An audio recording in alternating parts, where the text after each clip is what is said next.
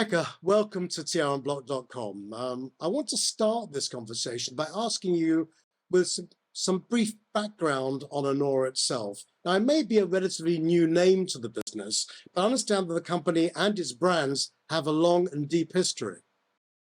Yes, indeed. I guess the oldest brand that we have is Linea Aquavit, and that dates back to 1807. So yes, a lot of our brands have long, strong, interesting histories. Obviously, Anora is then a very new company. We've been there just a year and 3 months. There was a merger between Altia and Arcus, and now we are Anora. We are the market leader in wine and spirits in the Nordics. We have strong positions, market leading positions in all of the markets. We have our own brands, both in spirits and in wine, and then we import and distribute some of the leading global brands. So in terms of the business itself, how does it split in terms of the different divisions that you operate? So we have basically three beverage categories. So we have wine, which takes care of all wine, including own wine, partner wine in all countries.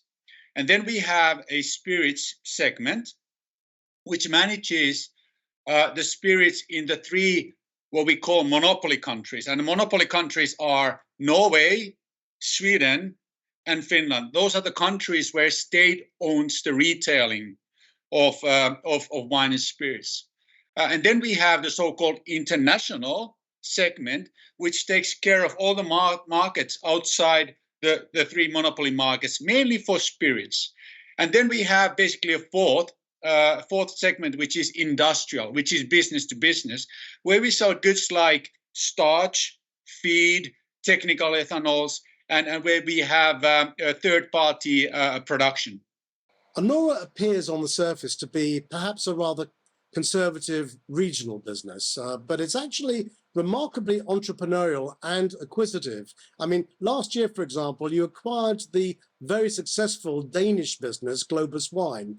Just how easy has it been for you to complete that company's integration alongside the Altia and Arcus businesses that were part of the new business that constitutes Anora? Well, great question. Obviously, we acquired Globus Wine this July. So it's actually a perfect match to us.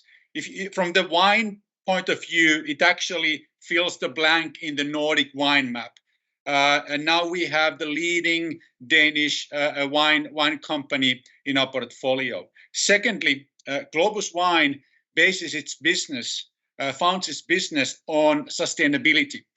With its near market production of bag-in boxes, we are able to reduce the CO2 emissions by over 70% versus bringing the glass bottles from outside. So quite remarkable.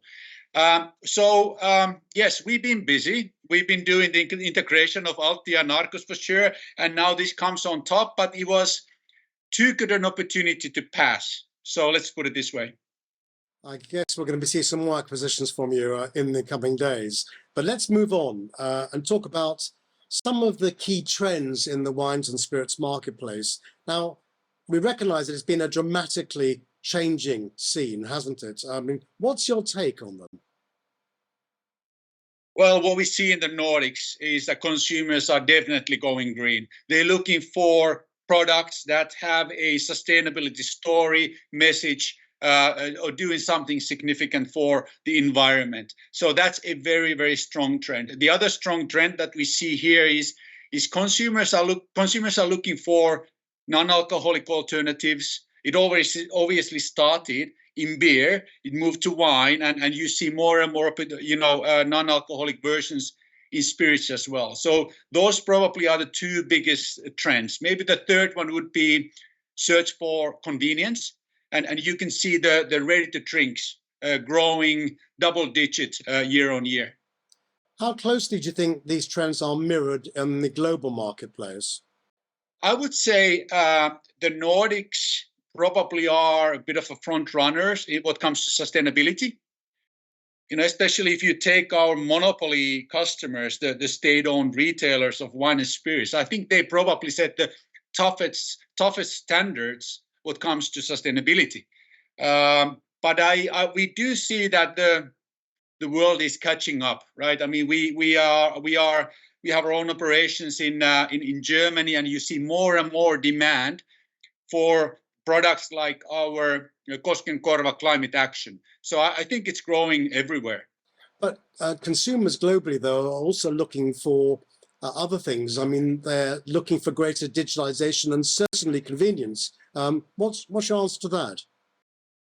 Well, I mean, you're certainly right, and I think from our point of view, digitalization is a great opportunity. I think it enables us to reach the market in a new way from the Nordics. The RTD you see here as well. I mean, it's actually, if you take Finland, RTDs have been here since the 1950s. So that was introduced back in the Helsinki Olympics. So it's actually, you could actually almost call it the Finnish invention. So it's been here for a long time, but I think it's been growing fast during the last couple of years, and we definitely feel like we want to be part of that very exciting segment. Now, your message as a business is simple but impactful. It's basically delivering growth through sustainability. I mean, we know how core that is to you, but it's also about taking the best of the Nordic brands to the world and the best brands of the world to the Nordics, something you mentioned earlier. Now, that first message of delivering growth through sustainability is critical to you because it serves to underpin everything that you do as a business. There are two questions here that emerge. First, is sustainability convincing enough a criteria to deliver the growth that you are actually seeking as a business? And secondly, with your own brands and your partners' brands, might there not be some conflict down the line as you expand your own portfolio? Well, first, to your first question, Peter, sustainability is very significant, and I think it is a great opportunity for us. First of all, as I said earlier, Nordics and our monopoly customers are all about sustainability. If you're not sustainable, it becomes very hard to do business here. For us to be one of the front runners, we believe that gives us great opportunities to grow and great opportunities to grow share here in the Nordics. As for the partner business, it's always been in good balance. If you look at our own brands and partner brands, it's 50-50. And it actually it's very complementary business. And that's the way the partners see it as well. We have some of the iconic local brands supported by the leading global brands. And what we are actually offering is a full portfolio of products to our customers. It's basically a one-stop shop, and our partners see the value in it. Now, you're an ambitious business. You've gone on record last year's Capital Markets Day, which on November 29th, to say that you're targeting a 200% growth in the business by 2030, delivering a 16% EBITDA margin. Now, how do you expect to achieve this? Where exactly do you see your growth areas? It comes from both the Nordics and outside the Nordics. And if I start with the Nordic business first, and we talk about spirits, we are going to invest significantly more in our core brands. We see them, they're strong brands, but they're still under-leveraged. Secondly, we have a number of segments like gin, tequila, rum, where we are still underrepresented. By growing those, we can gain sales and we can gain market share. And the third one within spirits is RTDs. We are basically non-existent in that big and fast-growing category. In wine, staying in the Nordics, for example, I mean, Sweden is by far the biggest wine market in the Nordics. We are missing out totally on the biggest segment in Sweden, which is the low-priced bag-in-boxes. It hasn't been really available to us before, but now with the acquisition of Globus Wine, their brands and their capabilities, that suddenly becomes available, right? So that's a big opportunity. And then we go to international. There we are looking at few brands, core brands of ours, Koskenkorva Climate Action, Skagerrak Gin. Those are the focused brands that we want to grow either through our own operations or with our distributor. And we plan to support that growth with acquisitions. In your drive for growth then, arguably you may need to make some capital investments to allow for that consideration, allow for growth, allow for that dynamic. How are you going to potentially offset costs, which I know is part of your agenda as well, if that's the case? You're absolutely right. And we need to find efficiencies. And that's also what we state in our strategy. We see significant opportunities for cost savings, for higher efficiencies, higher productivity in our supply chain. And that's something that we'll start doing now. And we believe that we can get 5 to 10 million euro savings through higher efficiencies, partly paying for those investments that we will do in our brands. I want to develop this. I mean, you've set up an international division under Kirsi Puntila, which is really all about travel retail, I understand. Of course, you have some presence already in a number of markets, but widening the scope globally does entail real costs. There is a real cost of entry to travel retail, and it does require substantial investment, and there are clear risks. So what is your business model when it comes to international expansion? And do you think that travel retail can actually deliver the margins that you're looking for when you say that you want to create a 16% net? So first of all, Peter, let's take a step back. So international segment consists of many different channels and markets. So it's Denmark, it's Baltics, it's exports, and travel retail, right? So travel retail plays a very, very important part. And it's actually, I mean, the Nordic people travel a lot. And we want to go to those places where they go, right? We want to follow them.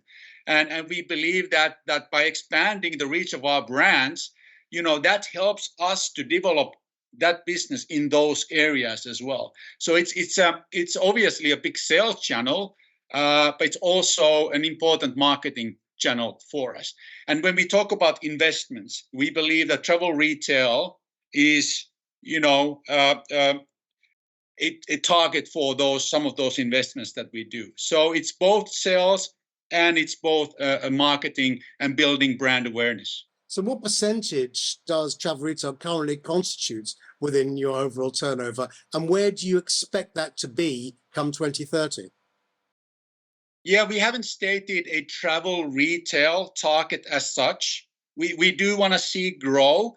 But when we talk about the international business as a whole, including all these markets that I talk about, we want to be at 20% of total net sales of Anora, when it's now 10%. So doubling the share. Now, there's another issue here, of course, and that is of product pricing. Now, as a business, you've rightly said you're ahead of the game when it comes to sustainability. Indeed, you're a standard bearer for the industry sector as a whole. Your distillery at Gelerassen enjoys a 90% use of renewable energy, and the Koskenkorva plant, a one-of-a-kind distillery, has to be said, has delivered a 60% reduction in CO2 emissions in the last 5 years.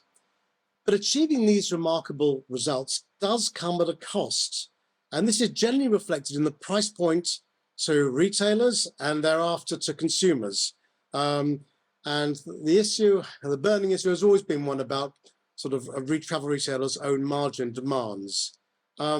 Is price an issue when it comes to you selling into travel retail? Well, it's always a discussion topic, obviously.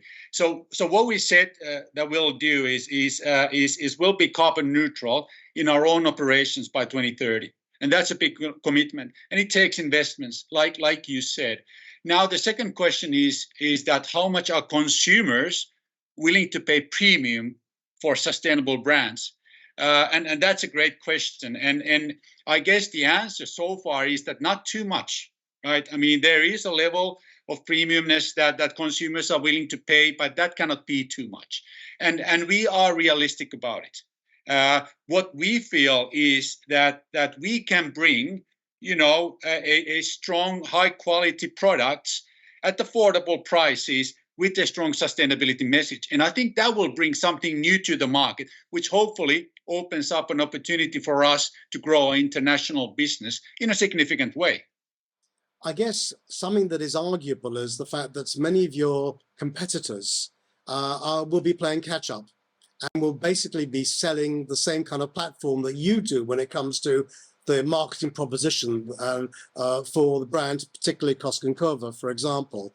How will you cope with that, though? But I mean, again, you've already made this investment in that distillery, so you remain ahead of the game. But how long do you remain ahead?